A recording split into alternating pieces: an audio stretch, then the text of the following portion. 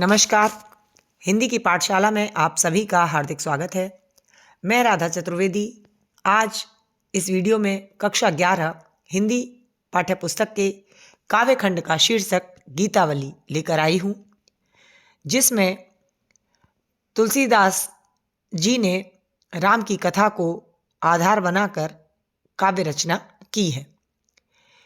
इसमें कक्षा 11 में केवल 3 पद पाठ्यक्रम में शामिल हैं। प्रथम पद में भरत अपने मन की व्यथा को व्यक्त कर रहे हैं।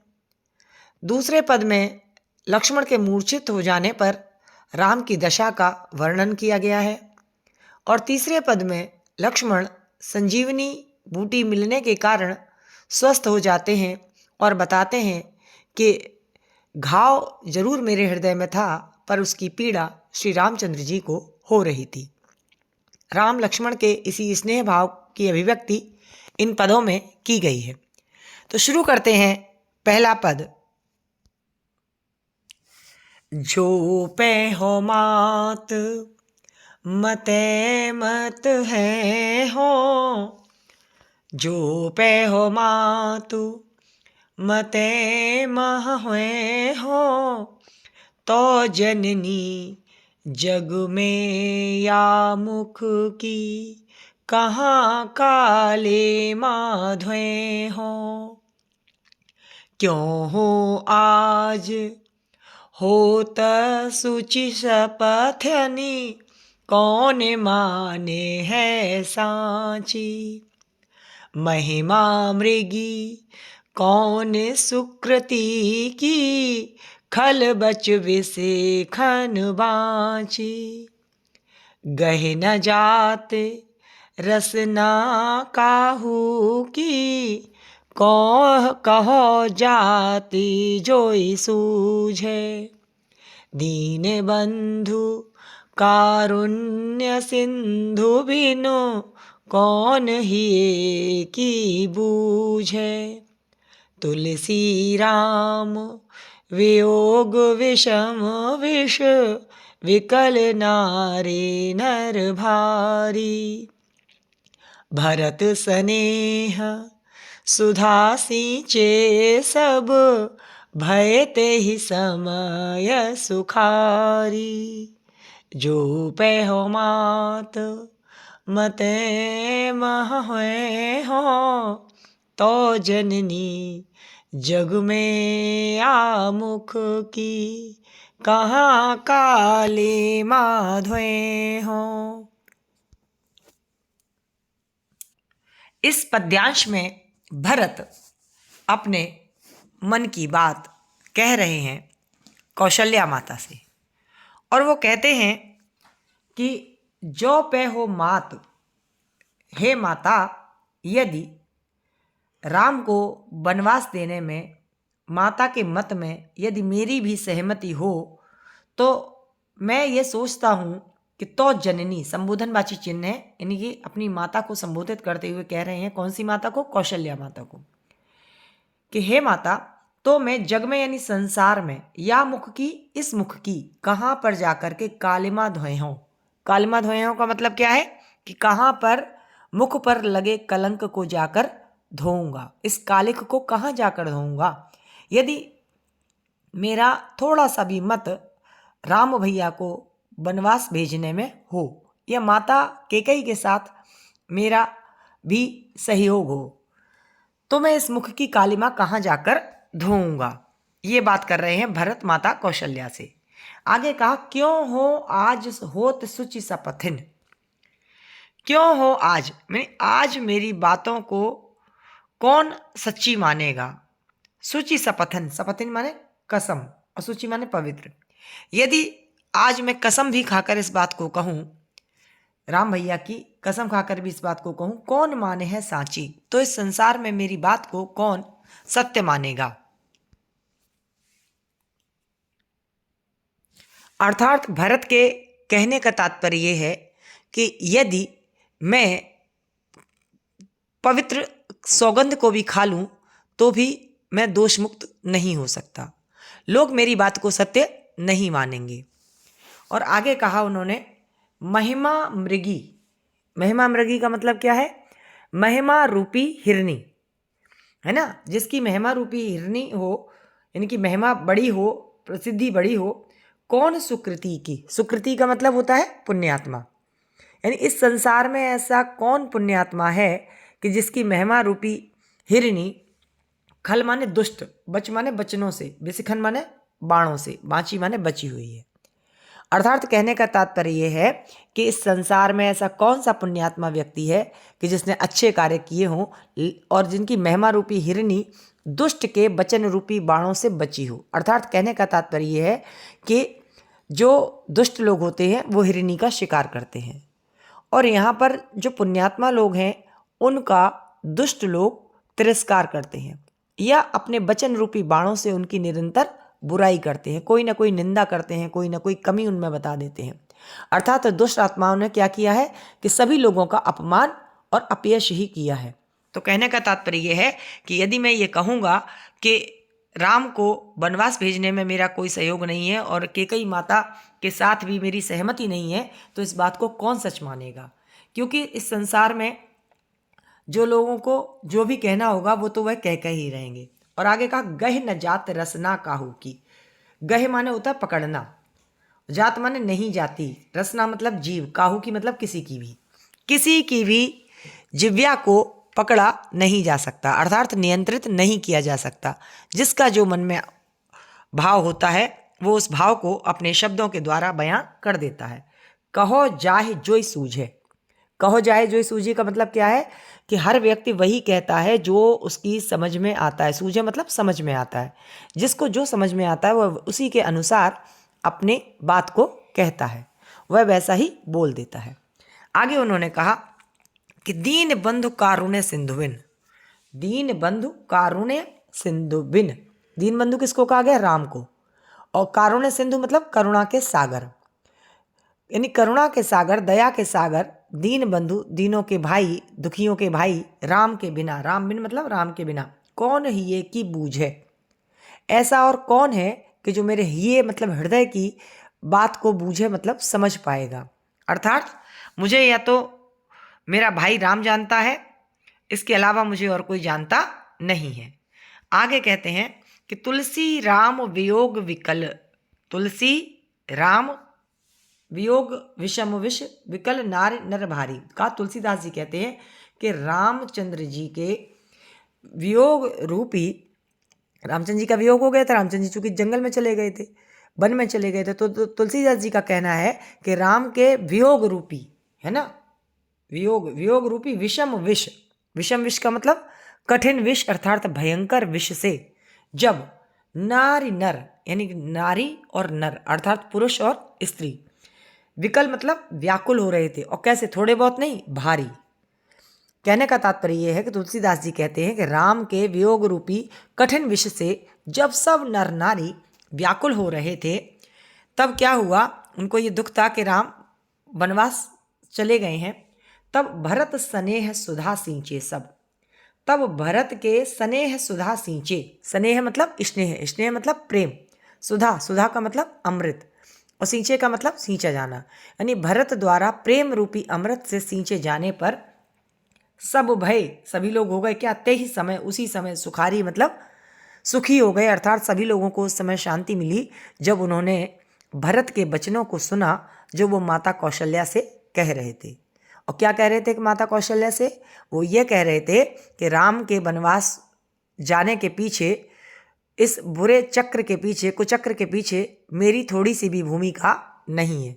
अर्थात मैंने माता कैकेयी से नहीं कहा कि आप राम भैया को वन भेज दो और मुझे राजगद्दी दे दो। तो जब लोगों ने ये सुना कि वास्तव में भरत निश्चल हृदय हैं, तो अयोध्या वासियों ने जब राम और भरत के प्रेम को समझा और महसूस किया, तो वो उस समय सुख का अनुभव करने लगे। अब अगर इस पूरे पद्यांश में बात की जाएगी कि इसमें अलंकार कौन सा है, तो यहाँ पर रूपक अलंकार है और अनुप्रास अलंकार है। क्यों है रूपक अलंकार? महिमा मृगी में महिमा रूपी मृगी, और खलबच बिस्किन का मतलब दुष्ट के बचन रूपी बाण। और तीसरा जो लाइन में यहाँ पर नीचे आया था, भरत स्नेह सुधा, भरत के स्नेह रूपी अमृत से सींचे गए। तो ये सारे राम वियोग विषम, यानी राम के वियोग रूपी विषम विष, यानी भयंकर विष से व्याकुल। तो इन पंक्तियों में रूपक अलंकार है और अनुप्रास अलंकार जन्नी, जग, कहाँ, कालिमा, सुचि, सपथिन, इन सब में आपका कौन सा अलंकार है? अनुप्रास अलंकार है। और अगर इसकी बात की जाए कि छंद कैसा है, तो ये गेय पद है, इसको भी गाया जा सकता है। अगर इसकी भाषा पूछी जाएगी तो ब्रज भाषा है, और अगर शब्द शक्ति पूछी जाएगी तो वो लक्षणा है। लक्षणा का मतलब यानी लक्ष्यार्थ करके वे सारी बातें कही गई हैं। अब अगला पद्यांश देखते हैं कि वो क्या है। मेरो सब पुरुषार्थ था को, विपति बटावन, बंधु बाहु बिन, करो भरोसो काको। सुन सुग्रीव साचहु मोह पर, फेर्यो वदन विधाता। ऐसे समय समर संकट हो, तज्यो लखन सो भ्राता। गिरि कानन जय हैं शाखा मृग, हो पुनि अनुज संघाती। है कहा विभीषण की गति, रही सोच भर छाती। तुलसी सुन प्रभु वचन भालु कपि, सकल विकल ही हारे। जामवंत हनुमंत बोले तब, अवसर जाने प्रचारे। इस पद्यांश में जब लक्ष्मण जी को शक्ति लग जाती है और वह मूर्छित हो जाते हैं और बहुत देर तक राम उनको होश में लाने का प्रयास करते हैं, लेकिन उनकी मूर्छा टूटती नहीं है। तब राम बहुत दुखी होते हैं और कहते हैं कि मेरो सब पुरुषार्थ थाको, मेरा सारा जो पुरुषार्थ है, पुरुषार्थ का मतलब जो मेरी शक्ति थी, जो मेरा बल था, जो धर्म, अर्थ, काम, मोक्ष, ये सब मैं प्राप्त कर सकता था, लेकिन अपने भाई को मैं अभी मूर्छा से उठा नहीं पा रहा हूँ, तो मेरी जो सारी शक्ति है वो क्षीण होती गई है, अर्थात थक गया हूँ मैं, और मेरी शक्ति काम में नहीं आ रही है। और आगे कहते हैं कि विपत्ति बटावन बंधु बाहुबिन, विपत्ति को बांटने वाली। लोग सोचते हैं कि अगर भाई होते हैं तो केवल और संपत्ति का ही बंटवारा करते हैं, लेकिन यहाँ पर हम देख सकते हैं कि किस प्रकार से राम अपने भाई लक्ष्मण के लिए कहते हैं कि जो मेरा भाई है वो विपत्ति को बांटने वाला है, संपत्ति को बांटने वाला नहीं है। तभी तो जब वनवास राम को दिया गया तो लक्ष्मण सहर्ष तैयार हो जाते कि भैया मैं भी आपके साथ चलूँगा, मुझे आपकी सेवा करनी है। चाहते तो वो आराम से अयोध्या में रह सकते थे, लेकिन नहीं, चूंकि भाई विपत्ति बांटने वाला होता है, भाई के दुख में साथ देने वाला होता है, इसलिए उन्होंने कहा कि विपत्ति बटावन, विपत्ति को बांटने वाला जो मेरा भाई है, बंधु बाहुबिन। बंधु बाहुबिन का मतलब भाई रूपी भुजा। जब भाई साथ खड़ा होता है तो बड़ा हिम्मत और बड़ा हौसला लोगों के पास रहता है। अब वो कहते हैं आज मेरा भाई मूर्छित होकर पड़ा है, तो विपत्ति को बांटने वाली मेरी जो भाई रूपी भुजा है, जो मेरा सारा काम कर देती थी, करो भरोसो काको, अब मैं किसका भरोसा करूं। मुझे अपने भाई पे बड़ा भरोसा था कि मेरा भाई मेरे साथ है तो मुझे किसी बात की चिंता नहीं है, लेकिन आज मेरा वही भाई मूर्छित होकर गिरा हुआ है, पड़ा हुआ है ज़मीन पर, उसकी मूर्छा नहीं खुल रही है, तो मुझे लगता है कि मेरी सारी शक्तियाँ, मेरी सारी ताकत बेकार हो गई। आगे कहते हैं सुन सुग्रीव, वो सुग्रीव उनके पास होते हैं, उनसे कहते हैं हे सुग्रीव सुनो, मुझे ऐसा लगता है कि साचे हो, माने सच में मुझे ऐसा लगता है कि मुँह पर माने मुझ पर, फेर्यो बदन विधाता, विधाता माने भगवान ने मेरे पास से क्या कर लिया, बदन माने मुख, फेर्यो माने फेर लिया है।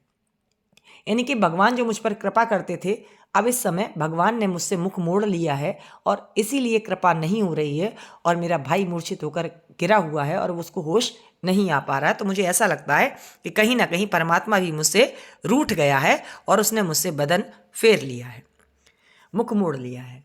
आगे कहते हैं ऐसे समय, और वो भी किस समय, ऐसे समय में समर संकट हो माने मैं जब समर संकट मतलब युद्ध के संकट में, युद्ध होने वाला है और युद्ध में इनको शक्ति लग गई है लक्ष्मण जी को, तो कहा युद्ध के संकट के समय, इस समय में तज्यो लखन सो भ्राता, मैंने लक्ष्मण जैसा भाई, तज्यो माने त्याग दिया है, छोड़ दिया है, अर्थात वह मेरे साथ नहीं खड़ा है, वह होश में नहीं आ पा रहा है। रामचंद्र जी अत्यधिक दुखी होकर इन बातों को कह रहे हैं। आगे उन्होंने कहा गिरि कानन जय हैं शाखा मृग। शाखा मृग ये एक नया शब्द आपको मिलेगा, इसका मतलब होता है बंदर। कपि माने बंदर, शाखा मृग माने बंदर, हरि माने बंदर। कई बार कक्षा 11 की परीक्षा में एक शब्द के कई अर्थ लिखने होते हैं, तो उनमें आपको ध्यान रखना है शाखा मृग का मतलब बंदर। तो कहा गिरि मतलब पर्वत और कानन मतलब जंगल, यानी कि जो शाखा मृग हैं, अब जब युद्ध होगा ही नहीं तो शाखा मृग कहाँ चले जाएंगे, जंगलों में चले जाएंगे, वनों में चले जाएंगे। और हों पुन अनुज संघाती, हों माने मैं, ये भी ब्रजभाषा का ही शब्द है, हों का मतलब मैं पुनि माने फिर से क्या करूंगा, अनुज, अनुज कहते हैं छोटे भाई को, और छोटे भाई का नाम क्या था, लक्ष्मण। तो मैं अपने छोटे भाई के संघाती, संघाती का मतलब साथ देने वाला हो जाऊंगा, अर्थात मेरा भाई बेहोश है, मेरा भाई अगर होश नहीं आया, अगर मेरा भाई मर जाता है तो मैं भी अपने भाई के साथ मर जाऊंगा और आगे इस युद्ध को नहीं करूंगा। और मेरे साथ देने वाले जो सुग्रीव हैं, जो बंदर हैं, जो जामवंत हैं, ये सब लोग क्या करेंगे, ये सब जंगलों में चले जाएंगे और क्या करेंगे, पर्वतों पे चले जाएंगे, और मैं अपने भाई के साथ चला जाऊंगा। और आगे लेकिन ये कहते हैं कि मैं कर तो दूंगा ऐसा, लेकिन वह कहा विभीषण की गति, लेकिन विभीषण की दशा क्या होगी, विभीषण की स्थिति क्या होगी। विभीषण ने तो अपने भाई को छोड़कर मेरी शरण में आ गया विभीषण, अब अगर वो मेरी शरण में आ गया है तो उसकी रक्षा कौन करेगा। ये बात सोच सोच कर रही सोच भर छाती। रामचंद्र जी कहते हैं ये बात सोच सोच कर मेरा जो हृदय है वो भर जाता है कि जो मेरी शरणागत है, जो मेरी शरण में आया हुआ है, उसकी मैं रक्षा कैसे करूंगा। आगे कहते हैं तुलसी सुन प्रभु बचन भालु कपि सकल बिकल ही हारे। तुलसीदास जी कहते हैं कि सुन प्रभु वचन, प्रभु के वचनों को सुनकर, प्रभु कहकर किसको संबोधित किया गया है, श्री रामचंद्र जी को।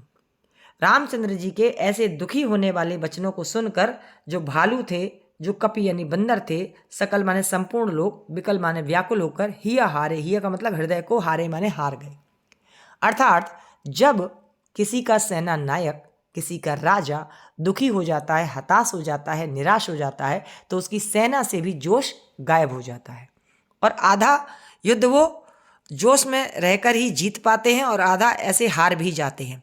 जब उन्होंने देखा राम की ये दशा हो रही है, राम इतने व्याकुल हो रहे हैं, राम इतने अधीर हो रहे हैं, राम कहते हैं कि मैं भी अपने भाई के साथ साथ देने वाला हो जाऊंगा और ये सब जो हमारे साथ देने वाले बंदर हैं ये सब जंगलों में चले जाएंगे और पहाड़ों पर चले जाएंगे।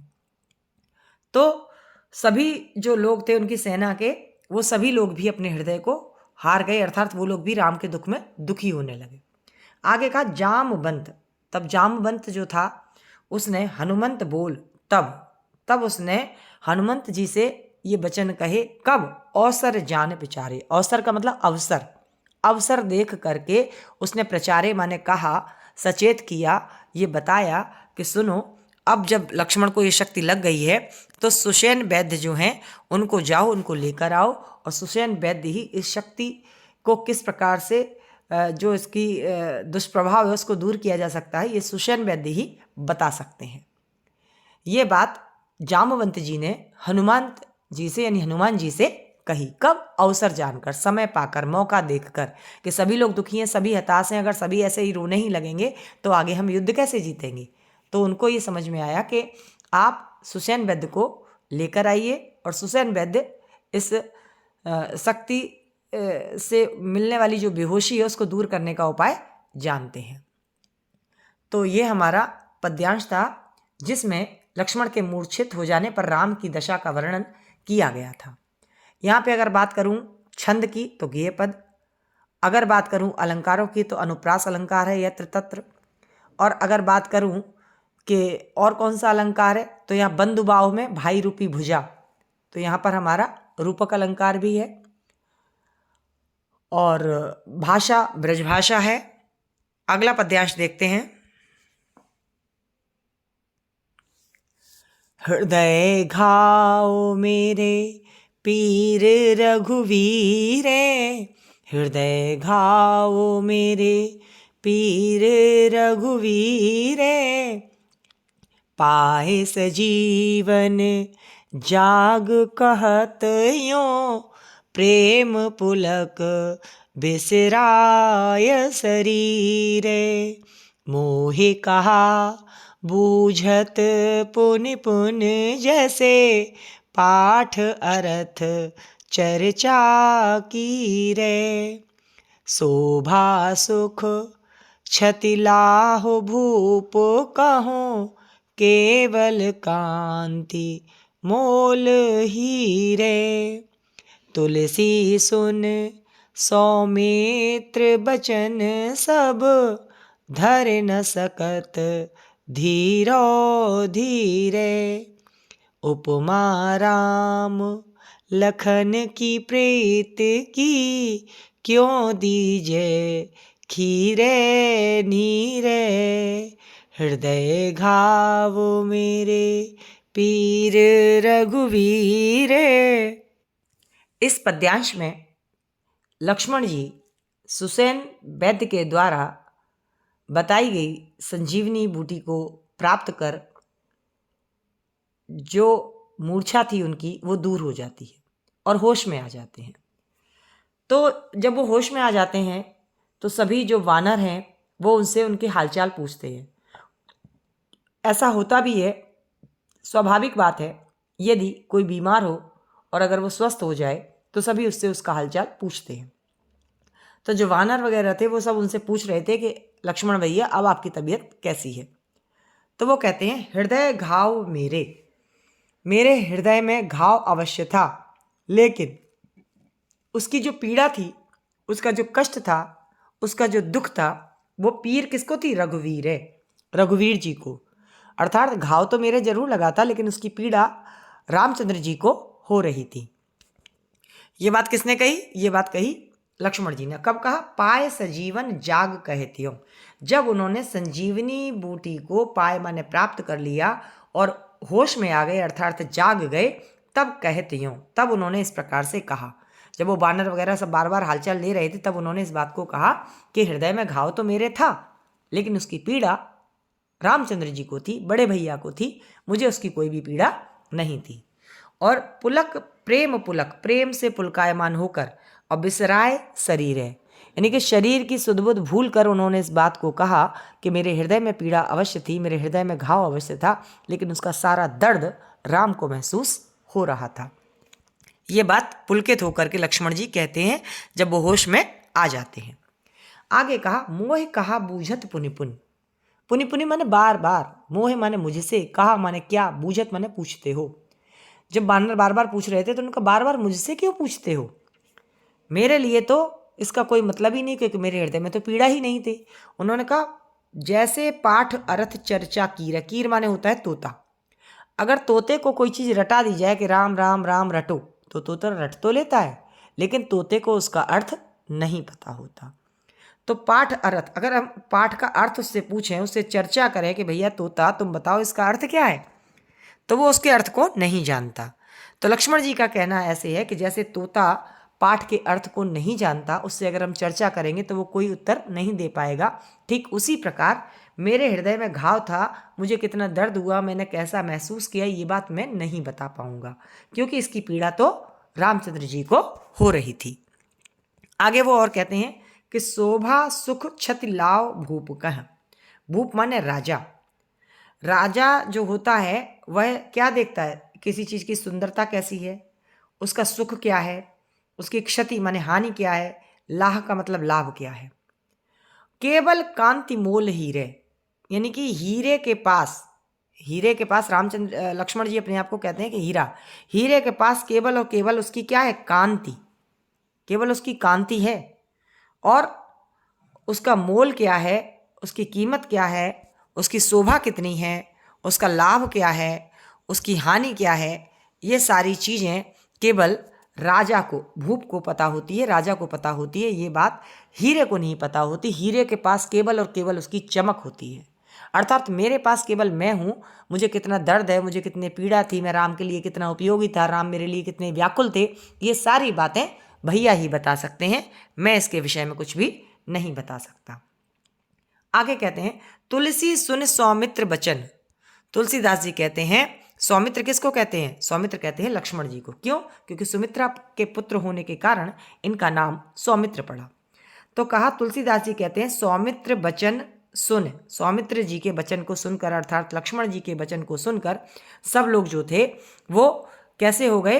बड़े व्याकुल हो गए और कहा, धैर्य न सकत धीरो धीरे। धैर्य भी धैर्य धारण नहीं कर सकता। सभी लोग इतने व्याकुल हो गए, इतने अधीर हो गए कि ऐसा कैसे संभव है कि चोट तुम्हारे लगी, शक्ति तुम्हारे लगी, और पीड़ा उसकी राम को महसूस हुई।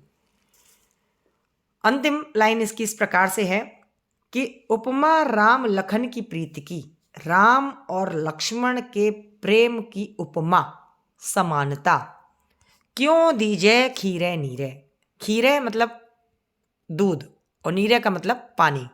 तो कहा, राम और लक्ष्मण की प्रेम की हम उपमा अगर दूध और पानी से देना चाहें तो ये असंभव है। उसके उपमा दूध और पानी, लोग कहते दूध और पानी के समान मित्रता होनी चाहिए, लेकिन राम और लक्ष्मण की मित्रता के प्रेम की सराहना को हम दूध और पानी के साथ समानता नहीं कर सकते। क्यों नहीं कर सकते?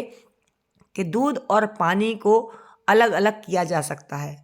दूध में अगर हम थोड़ा सा नींबू डाल देते हैं तो दूध का तत्व अलग हो जाता है और पानी जो है वो अलग हो जाता है, दूध फट जाता है। लेकिन राम और लक्ष्मण का जो प्रेम है वह ऐसा नहीं है। उनकी दोस्ती में, उनकी मित्रता में, उनके भाईचारे में किसी भी प्रकार की खटास नहीं है। तो इसलिए दूध और पानी से हम राम और लक्ष्मण के प्रेम की उपमा नहीं दे सकते। कवि के कहने का तात्पर्य यह है कि राम और लक्ष्मण एक दूसरे के पूरक हैं, दो जिस्म एक जान है, ऐसा कह सकते हैं। उन दोनों को अलग नहीं किया जा सकता।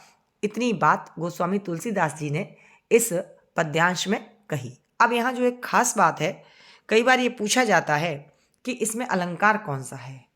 तो अलंकार जो है वो एक अलंकार तो आप सब बता सकते हैं कि अक्सर अनुप्रास अलंकार, जो साधारण अलंकार है, सब जगह मिल जाता है। अगर हम देखना चाहेंगे कि कहाँ है तो आपका अनुप्रास अलंकार प्रेम पुलक में मिल जाएगा और आपका केवल कांति में मिल जाएगा। इसके अलावा आपका सुन सौमित्र में मिल जाएगा। यहाँ कई जगह हमारा अनुप्रास अलंकार धीरो धीरे में भी मिल जाएगा। और एक और यहाँ खास अलंकार है बच्चों, उसका नाम है असंगति अलंकार। कौन सा अलंकार? असंगति। अच्छा, असंगति अलंकार होता कहाँ पे? आप कहोगे ये तो हमने सुना नहीं। असंगति अलंकार वहाँ होता है जहाँ संगत के अनुसार बात न की जाए। अब देखिए यहाँ क्यों असंगति है कि हृदय घाव मेरे, घाव तो मेरे है लेकिन उसकी पीड़ा किसको है? रघुवीर है, रघुवीर जी को। तो घाव जब तुम्हारे हुआ तो पीड़ा भी तुम्हें होनी चाहिए थी, पीड़ा किसी दूसरे को क्यों हुई? इसलिए यहाँ पर असंगति अलंकार भी है। आशा है आपको ये पद्यांश समझ में आया होगा। और भाषा इसकी ब्रजभाषा है, छंद गेय पद है और भाई का प्रेम स्पष्ट रूप से दिखाई दे रहा है।